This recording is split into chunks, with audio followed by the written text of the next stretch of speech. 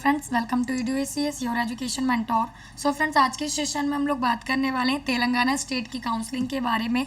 आप सभी लोग जानते हैं तमिलनाडु में आपकी काउंसलिंग जो है नीट यूजी की MBBS BDS की प्रोसेस में है, और साथ साथ आप लोगों के IPU के रजिस्ट्रेशन जो है वो डन हो चुके हैं। मेघालय की काउंसलिंग आप लोगों की प्रोसेस में है, और अभी आप लोगों का तेलंगाना का प्रोस्पेक्टस विद नोटिफिकेशन और विद डेट आ चुका है।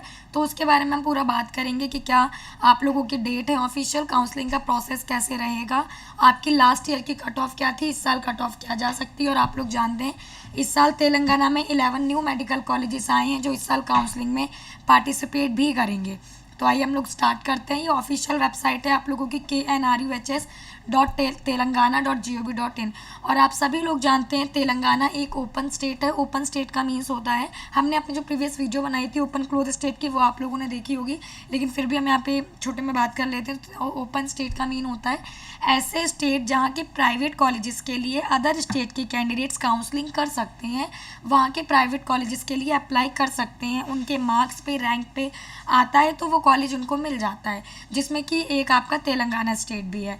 लेकिन तेलंगाना में दो टाइप के प्रोस्पेक्टस आप लोगों के आते हैं।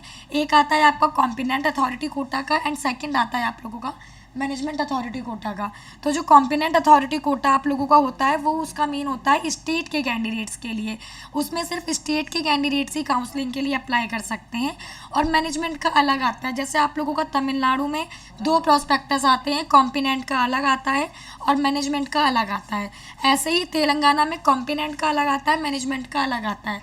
बट अभी सिर्फ कॉम्पिटेंट अथॉरिटी कोटा का आया है, मैनेजमेंट कोटा का प्रोस्पेक्टस अभी नहीं आया है। तो अभी सिर्फ कॉम्पिटेंट अथॉरिटी कोटा वाले कैंडिडेट्स को ही काउंसलिंग के लिए अप्लाई करना है, मैनेजमेंट कोटा वाले कैंडिडेट्स को अभी अप्लाई नहीं करना है। फ्रेंड, ये आप लोगों की ऑफिशियल वेबसाइट है। ऑफिशियल वेबसाइट आप लोग ओपन करेंगे तो यहाँ पे एकेडमी की टैब में जो नोटिफिकेशन का विंडो है इसको आप लोग ओपन करेंगे, और ये प्रोस्पेक्टस आप लोगों का ओपन हो जाएगा। यहाँ पे 36 पेजेस का, सेकंड आपका नोटिफिकेशन 6 पेजेस का भी है।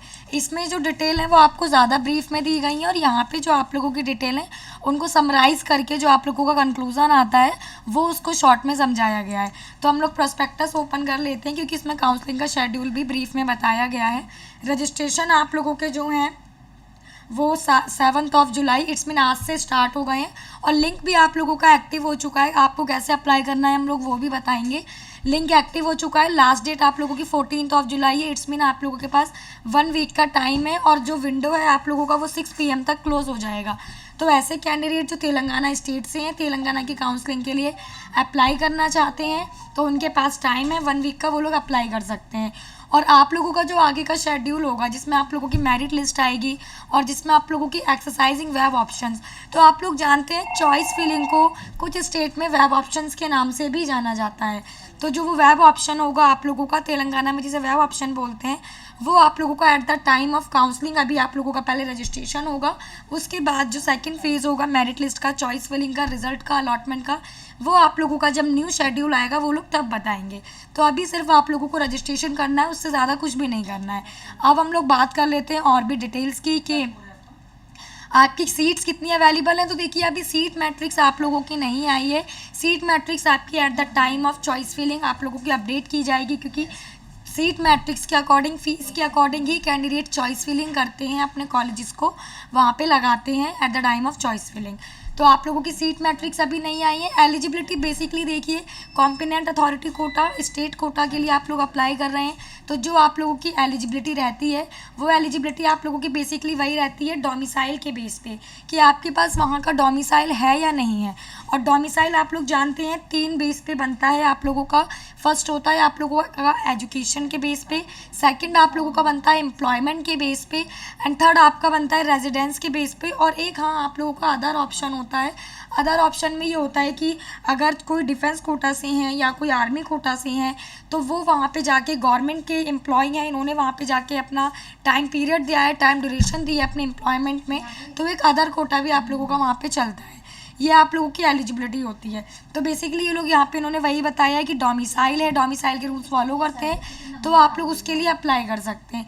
एज आप लोग जानते हैं नीट ने पहले ही एज का क्राइटेरिया क्लियर कर रखा है कि ऐसे कैंडिडेट जिनकी 17 ईयर एज हो चुकी है 31/12 आपकी 31 दिसंबर तक हो जाएगी 2023 तक, तो वो एलिजिबल नहीं है। जो 17 कंप्लीट कर चुके हैं वो लोग अपने एलिजिबल हैं। ये आप लोगों का क्वालिफाइंग जो मार्क्स हैं इस साल के जर्नल के लिए 137 और आपकी जो SC ST कैटेगरी हैं BC कैटेगरी हैं 107, PWD के लिए 121। तो ये आप लोगों के वो मार्क्स हैं। आगे हम लोग यहाँ पे बात कर लेते हैं। Non local candidates are eligible for 15% under reserve seat in colleges established before 2/6/2014। Non local candidates mean जो अदर स्टेट के कैंडिडेट हैं, जो तेलंगाना के डोमिसाइल कैंडिडेट्स नहीं हैं, जो 15% सीट के लिए अप्लाई कर सकते हैं, तो उन्हें अभी इसके लिए रजिस्ट्रेशन नहीं करना है। अभी सिर्फ 85% वाले कैंडिडेट को रजिस्ट्रेशन करना है काउंसलिंग के लिए। तो ये आपकी बेसिकली यहाँ पे इन्होंने वो डिटेल दी है। आगे हम लोग यहाँ पे बात कर लेते हैं और डिटेल्स की। हम लोग कट ऑफ की भी यहाँ पे बात करेंगे, क्या हमारी कट ऑफ है। ये रिजर्वेशन की इन्होंने यहाँ पे बात की है कि इनको कितना रिजर्वेशन मिला है। आप लोगों को पता है जो हमारी रिजर्व कैटेगरी होती है SC ST उनको रिजर्व मिला होता है, या OBC NCL जो होती हैं। NCL आप लोग जानते हैं जो नॉन क्रीमी लेयर होती हैं। और इस साल तो आप लोगों के देखिए जो हैं 11 नए मेडिकल कॉलेज भी आ चुके हैं जिनकी काउंसलिंग इस साल की जाएगी। इस साल आप लोग जानते हैं 11 नए मेडिकल कॉलेज आए हैं, तो हम उनके बारे में भी बात करेंगे। Application obviously online application form fill होगा, ये आप लोगों का लिंक है, इस पर आप लोग क्लिक करेंगे तो वेबसाइट आप लोगों के यहाँ पे ये ओपन हो जाएगी। इसके थ्रू आप लोगों को रजिस्ट्रेशन करना है। First part mobile and email registration, NEET का रोल नंबर फिल कीजिएगा, ऑल इंडिया रैंक फिल कीजिएगा, DOB फिल कीजिएगा। मोबाइल नंबर और मेल ID ज़रूर ध्यान रखें। जो रजिस्टर्ड मोबाइल नंबर है, रजिस्टर्ड ईमेल ID है जो आपने नीट में की थी, उसी को मेंशन करना है, क्योंकि OTP जाएगा। अलग अलग कॉन्टैक्ट नंबर, अलग अलग मेल IDs मेंशन करेंगे आप लोग, तो आप ही लोगों को इशू क्रिएट होगा। एक ही आप लोगों को रखना है जितनी भी स्टेट के आप काउंसलिंग कर रहे हैं। और बेसिकली अपने मार्क्स के बेस पे एक स्टेट आप लोग लेके चलिएगा जहाँ सीट आप लोगों को पता है मिल जाएगी। एंड सेकंड एक बैकअप में लेके रखिएगा। ज़्यादा स्टेट में आप लोग काउंसलिंग करेंगे तो आपका खुद रजिस्ट्रेशन चार्जेस लगेंगे और आपके पास ज़्यादा डिटेल्स हो जाएंगी। तो अपने पास सिर्फ 2 स्टेट रखिएगा कि अगर मेरे को यहाँ पे नहीं मिलता है तो सेकंड मेरे को यहाँ श्योरिटी है कि मुझे यहाँ सीट मिल जाएगी। और बाकी आप लोगों को अगर इतना नहीं है कि कितने स्कोर पे कहाँ मिल सकता है, तो हम आपसे बोलते हैं हमारी टीम के साथ आप लोग क्रॉलिंग में जो कॉन्टैक्ट नंबर है डिस्क्रिप्शन बॉक्स में उन पे कोऑर्डिनेट कर सकते हैं। हमारी टीम आपको प्रॉपर तरीके से गाइड करेगी। तो आइए आगे बढ़ते हैं। यहाँ पे आपका OTP जो आएंगी मोबाइल नंबर का और मेल का वो मेंशन करेंगे, कैप्चा मेंशन करेंगे और उसके बाद इसको वैलिडेट कर देंगे। वैलिडेट करने के बाद आगे डिटेल फिल करेंगे।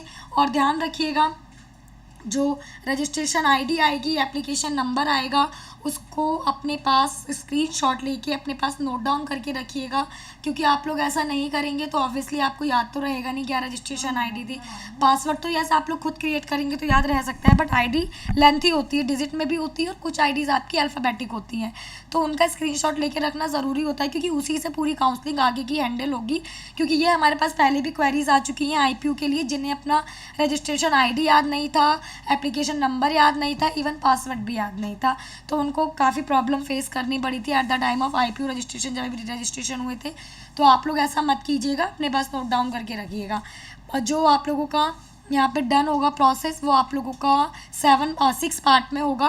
कैंडिडेट रजिस्ट्रेशन करना है, डाटा अपडेशन करना है, सर्टिफिकेट अपलोड करने। सर्टिफिकेट आप लोगों के काफ़ी सारे अपलोड होंगे जिसकी अभी हम आगे जाके बात करेंगे। देन एप्लीकेशन प्रिंट लेना ना भूलें, एप्लीकेशन प्रिंट आप लोग ज़रूर लें, क्योंकि आप लोग एप्लीकेशन प्रिंट नहीं लेंगे जब आप लोगों को चॉइस फिलिंग होगी, जब आप लोगों को कॉलेज अलॉट हो जाएगा eight the time of admission हमें सारे डॉक्यूमेंट चाहिए होती हैं, जिसमें से हमारा एक एप्लीकेशन प्रीव्यू भी होता है, तो उसको अपने पास एप्लीकेशन प्रीव्यू को ज़रूर सेव करके रखें।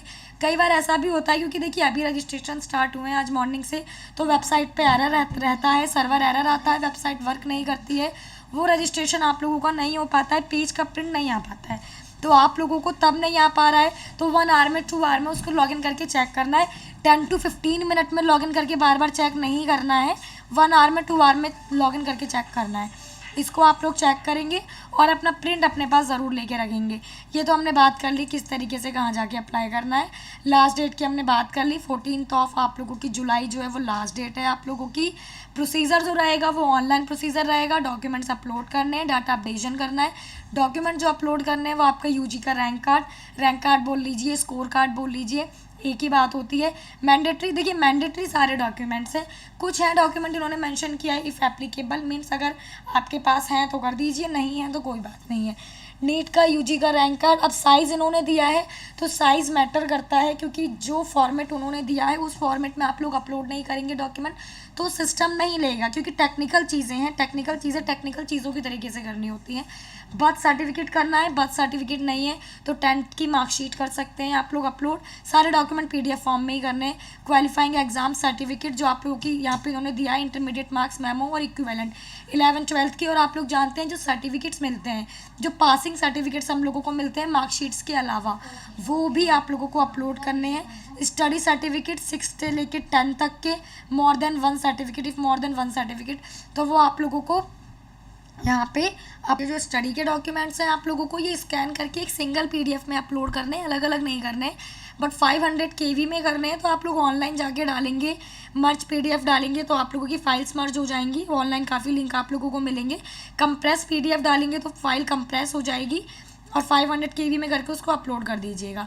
TC if applicable so you can upload, if you don't have so it's not necessary, mandatory ये नहीं है तो कर दीजिए, नहीं है तो कोई बात नहीं।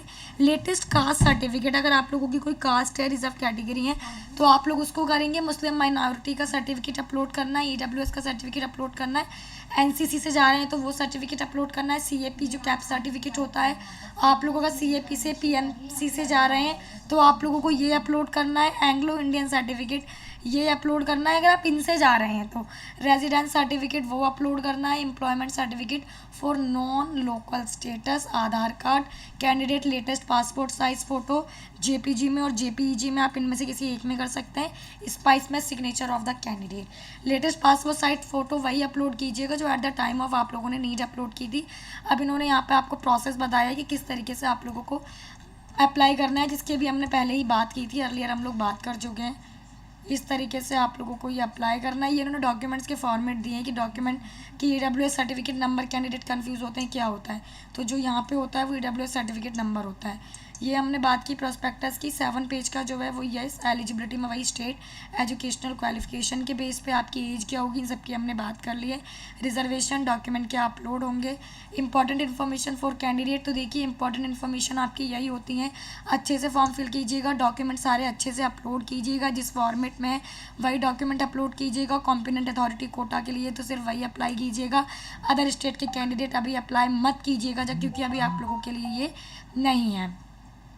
आफ्टर अलॉटमेंट इन्होंने दिया है कि जब सीट मिल जाएगी तो आप लोगों को अपने कॉलेज में सारे डॉक्यूमेंट्स ले करके पहुंचने हैं।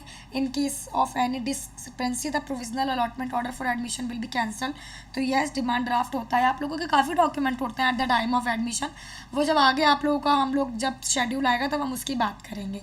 ये आप लोगों का बेसिकली ये है। अब हम बात कर लेते हैं तेलंगाना की लास्ट ईयर की कट ऑफ की, और हम लोग वहाँ फ़ीस की बात कर लेते हैं। आपके रजिस्ट्रेशन के चार्जेस कितने लगेंगे, तो तेलंगाना में जो रजिस्ट्रेशन के चार्जेस लगते हैं वो अलग लगते हैं। आप लोगों की जो जनरल कैटेगरी होती है उनके लिए अलग, जो रिजर्व कैटेगरी होती है उनके लिए अलग।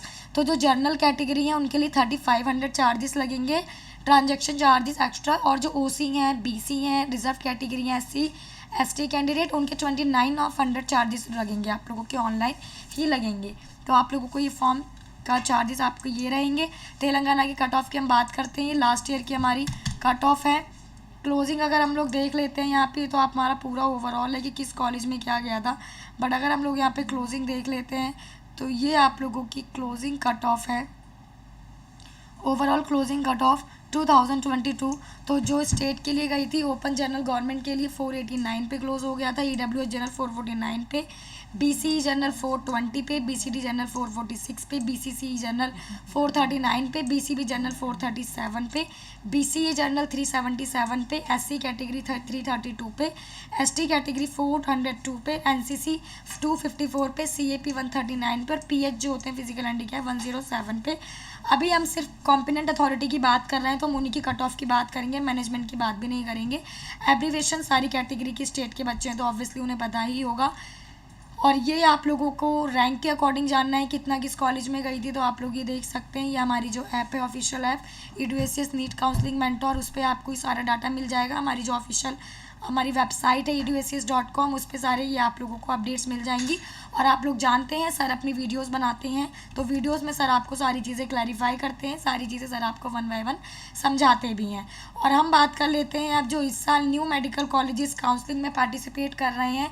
इस साल तेलंगाना में सबसे ज़्यादा न्यू मेडिकल कॉलेजेस आए हैं, 11 मेडिकल कॉलेज। और अभी भी आपकी एनएमसी की जो वेबसाइट है वो आप लोगों की अपडेट ही हो रही है, कुछ भी न्यू अपडेट आएगा तो आपको हमारे चैनल के थ्रू इन्फॉर्म कर दिया जाएगा। आप लोग देखिए गवर्नमेंट के जो मेडिकल कॉलेज आए हैं, 5 नए गवर्नमेंट के मेडिकल कॉलेज आए हैं, सारे 100 सीटों के साथ आए हैं। 500 सीटें नई तेलंगाना में गवर्नमेंट मेडिकल कॉलेज के लिए ऐड हुई हैं। तो ये बहुत अच्छी गुड न्यूज़ है कि हर साल के अकॉर्डिंग 500 न्यू मेडिकल गवर्नमेंट की सीट आपकी और ऐड हो गई हैं। सो फ्रेंड यही आपको अपडेट देनी थी और अलग अलग लोकेशन में आई हैं आपकी। ये आसिफाबाद हो गया, विकारवाद हो गया, या आपका कमाम हो गया, या आप लोगों का जो ये भूपालपल्ली है ये हो गया, ये आप लोगों की लोकेशन है। और हम लोग अब यहाँ पे बात कर लेते हैं, हमने सारी बात की कि क्या ऑफिशियल वेबसाइट है, किस तरीके से अप्लाई करना है, और आपकी कट ऑफ क्या आप लोगों की लास्ट ईयर रही थी, इस साल कितने न्यू मेडिकल कॉलेजेस आए हैं।